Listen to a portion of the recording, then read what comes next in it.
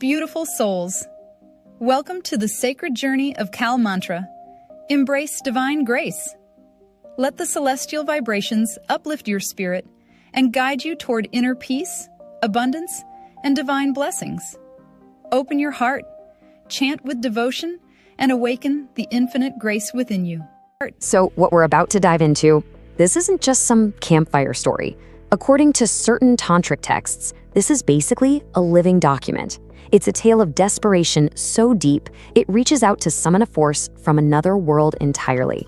This is the story of the Padmini Yakshini Sadhana, a spiritual practice so intense, it promises immense power, but at an equal, terrifying peril.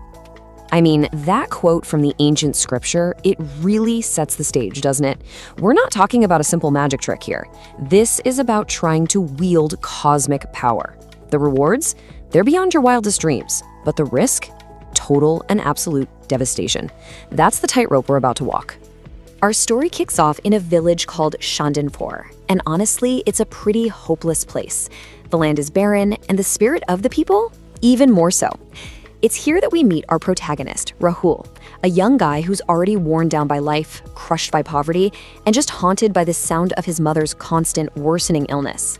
Rahul's entire inheritance, you're not gonna believe this, was a single tiny room and an old termite-eaten trunk. That's it.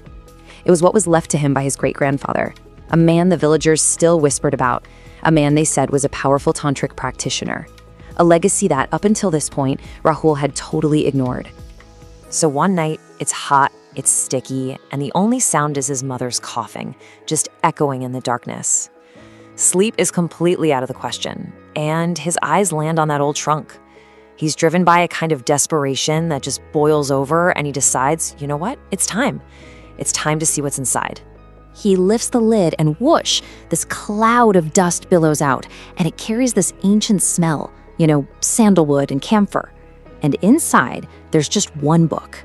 Its title is in Sanskrit, Uddama Rashvara Tantram. Now, he can't read the script, but as he's flipping through, a translated section catches his eye. The title? Padmini Yakshini Sadhana. Okay, so what exactly is a Yakshini? Well, think of them as these incredibly powerful beings that exist in a realm somewhere between our world and the heavens. The Padmini Yakshini specifically is known as the guardian of Kubera's divine treasures. She's a direct line to the kind of unimaginable wealth that Rahul desperately needs. So the book lays out this stark choice. On one side, you have these incredible promises, endless gold, a special ointment that lets you see buried treasure, food, clothing, every comfort you can imagine. And this is what reeled Rahul in. But on the other side, a huge warning.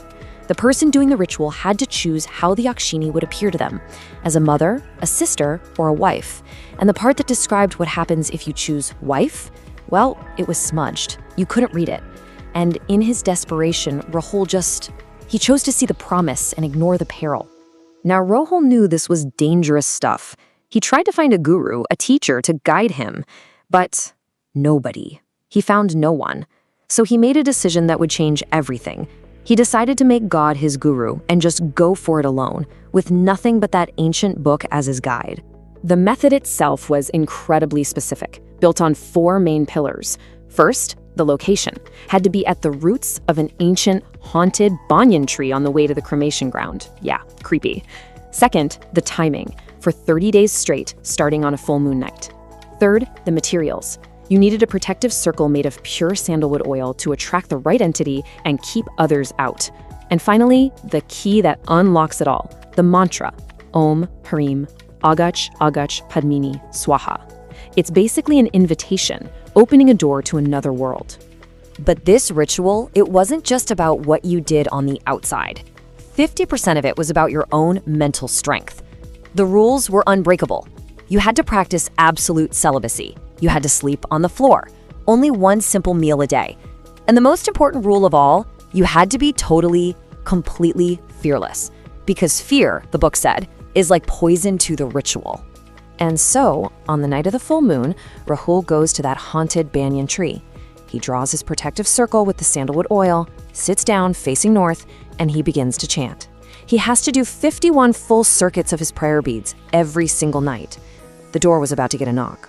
The first week was just brutal, a total physical test. We're talking excruciating pain, his legs going completely numb, scary faces flashing in his mind's eye. But on the 8th night, something shifted. He smelled fresh lotus flowers, which is impossible in this dry, dead land. Then, on the 10th night, he heard it. The crystal clear sound of anklets, someone walking slowly, deliberately, and then stopping right next to his ear. He could actually feel the warmth of something there, an unseen presence. And then a voice, impossibly sweet but also chillingly cold, whispered right into his ear. "Rahul, are you tired?" This was it, the first direct test of his focus. He felt its breath on his neck, but he remembered the rule: do not speak to whatever comes until the ritual is done. So he clenched his fists, he ignored the voice, and he just chanted louder. And the voice? It laughed, a sound like little bells. "I like stubborn people," it said, and then the presence just vanished, leaving nothing behind but that scent of lotuses. So this whole experience wasn't just happening at night anymore. It started to bleed into his daily life. The connection to this other realm was literally changing Rahul from the inside out. And people, even his own mother, started to notice that something was very, very wrong. He basically became a recluse, started avoiding the sunlight like he was allergic to it. His normally sun-scorched skin turned pale, almost waxy, like a doll's. And there was this overpowering scent of flowers that just followed him everywhere. He couldn't wash it off. When his mom would ask about it, he'd just snap at her. He was becoming more secretive, more irritable every single day. As Rahul got tougher and his resolve hardened, the entity seemed to change its tactics. The tests weren't just about creepy sounds and weird smells anymore. No, it started to wage an all-out war on his mind. On the 15th night, he opened his eyes and the ground was literally a moving carpet of thousands of huge, black, venomous scorpions, all crawling right for him. He nearly screamed, but then he remembered what the book said about Maya, about illusion. He slammed his eyes shut, focused everything he had on the mantra, and when he opened them again, they were gone.